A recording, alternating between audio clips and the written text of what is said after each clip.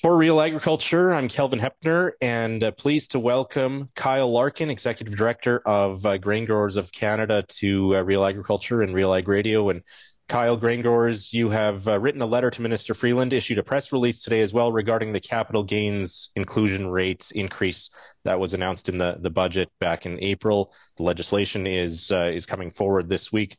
Can you bring us up to speed here? Fill us in on what the intent is with this letter today, Kyle. Well, thanks for having me, Kelvin. And this is a growing issue and should be a big issue and a big concern for most grain farmers across Canada. The government's looking at increasing the capital gains inclusion rate from 50% to 66%. Look, the math and the accounting is tough on this, but what I can tell you is our research shows that this will represent, in general, a 30% tax increase on grain farmers at the time of succession. So if you're a 800-acre farm in Ontario, for example, this is going to be about $1.2 million.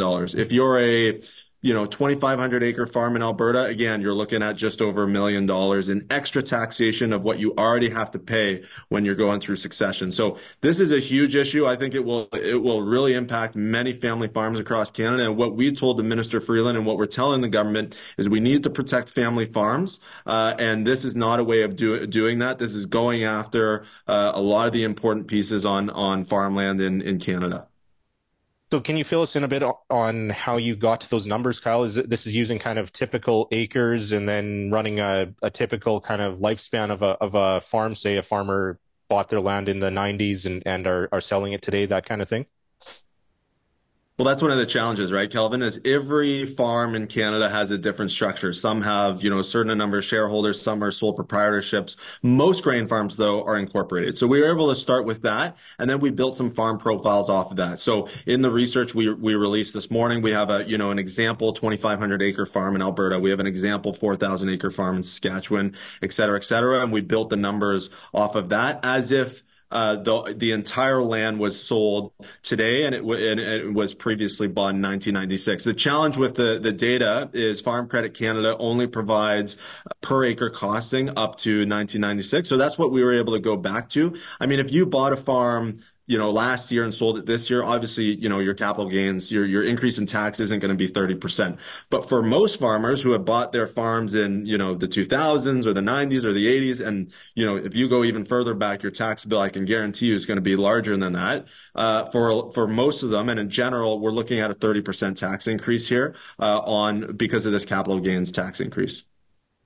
So the government's had a big message around generational fairness and younger Canadians not bearing the burden of government costs and down the road here. Kyle, are you concerned that there's a bit of a contrary effect or outcome as a result of this policy, where this increased cost is going to be passed on to younger farmers who are usually the buyers in these situations? Well, that's exactly what we told the government. The budget 2024, the title of budget 2024 was fairness for every generation. What we've told them is this is going to have the exact opposite impact on young farmers across Canada.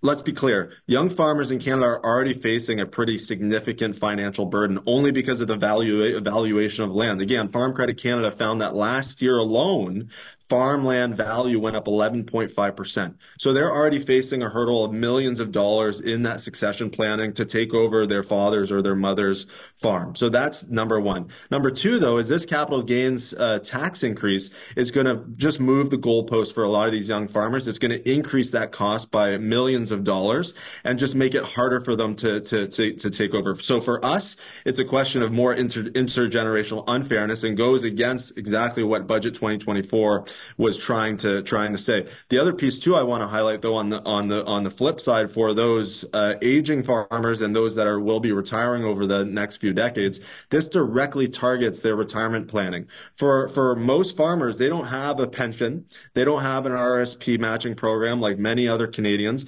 Their land and their assets is their retirement plan. So when they're retiring, that is the funds that they're going to be able to live off of for the next, 20, 30, 40 years.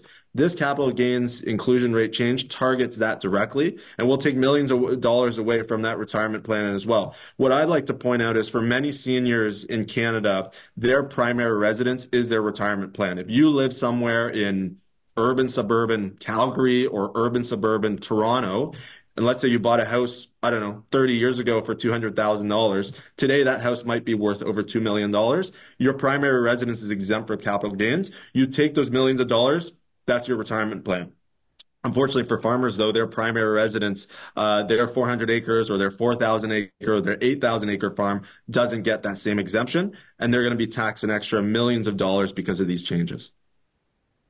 So what would you like to see the government do here, Kyle, in terms of next steps or carve-outs or exemptions? What would you like to see, or what's grain growers ask here?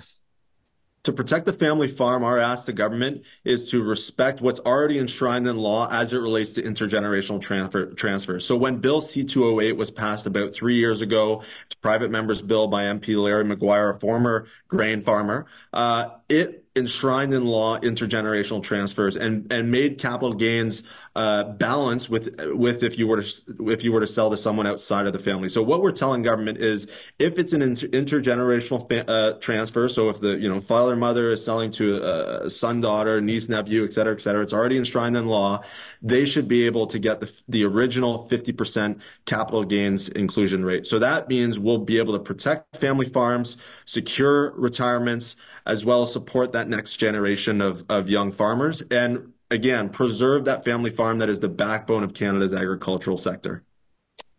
So there is precedent for defining that, or how would you, is that getting into the weeds then when you have to create a loophole and meet certain definitions and create those definitions, that type of thing, or is there precedent for that under C208? Well, that's the thing. It's already defined in law. The CRA already has a definition of what's an intergenerational transfer. In Budget 2023, it was further defined. The challenge with the private members bill and how it came into be was there were loopholes and that definition wasn't precise. But in Budget 2023, they made a precise definition of what an intergenerational transfer is. The CRA has already been acting on this for several years. So the government can take that definition, throw it on this capital gains inclusion rate change, and ensure that they can protect family farms across Canada and ensure that they're really supporting that next generation of young farmers who are looking to take over.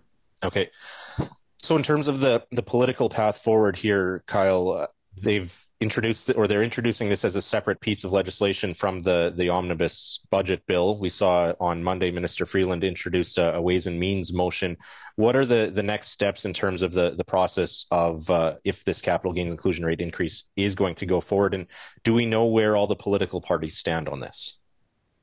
Great question. And you look, today's June 11th. This afternoon, Minister Freeland is going to be tabling legislation as it relates to this capital tax increase.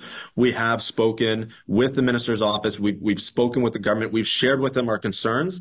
The challenge, and I think the unfortunate thing, is they haven't listened. They've been very clear to say the broad strokes we put together in Budget 2024 is what we're going forward with this legislation. So that's why we're getting loud now. We've put out our most recent research this morning. We've put out a press release this morning, and we also have a website coming soon where we'll be driving grain farmers and other farmers to send a letter to their local MP, as well as sign a petition that we're putting together with a member of Parliament in the House of Commons. So there's a lot more work to be done here, but I can tell you that the Conservatives are certainly aware and concerned about these tax changes and this tax increase and how it will impact family farms. So we've spoken with a lot of different political staffers and members of Parliament and senators. All the MPs and senators we've spoken to are highly concerned how this is going to impact grain farmers across Canada. And I will say that the Conservatives certainly have our back here and do not want to see this tax increase go through and are very concerned with how it's going to impact the family farm. Okay. As it stands, though, it still takes effect June 25th, even if the legislation isn't passed. That's, I guess, just 2 weeks away from today. Well, that's the weird thing. So if the legislation is tabled in the House, then the CRA can automatically start acting on it as June 25th. So for a lot of grain farmers, that's within 2 weeks. I already know some, though, that have sold their farms. There's a farmer in Saskatchewan, for example, I know sold 8,000 acres within a month, including all of his equipment, because he didn't want to be taxed. He was going to get taxed over $2 million extra because of this tax increase. So we know that there's farmers out there that are looking at this. June 25th is coming around the corner. I think the good news is, though, that we have this campaign starting now where we're raising our voice against this tax increase. And the good thing is we have all summer long to be raising this. And we hope that when the government returns in September or October, that they backtrack this and they really respect and protect the family farm. Okay, so you don't expect the legislation to actually pass or go through the House of Commons before they rise for the summer break? No, I believe that that House will likely rise next Wednesday. I mean, that's always a betting game, but I believe that the legislation is not going to be passed before then, which means, again, we'll have all summer long to raise this. Grain farmers will be loud. We will be loud on behalf of grain farmers and hopeful that the government reverses course here. All right. Well, I know you're busy today, Kyle, with all sorts of other meetings. So thanks for taking the time to discuss this, and we'll definitely keep following as we continue to see the discussion around this capital gains increase unfold in Ottawa and across the country. Thank you, Kyle. Thanks, Calvin. Really appreciate it.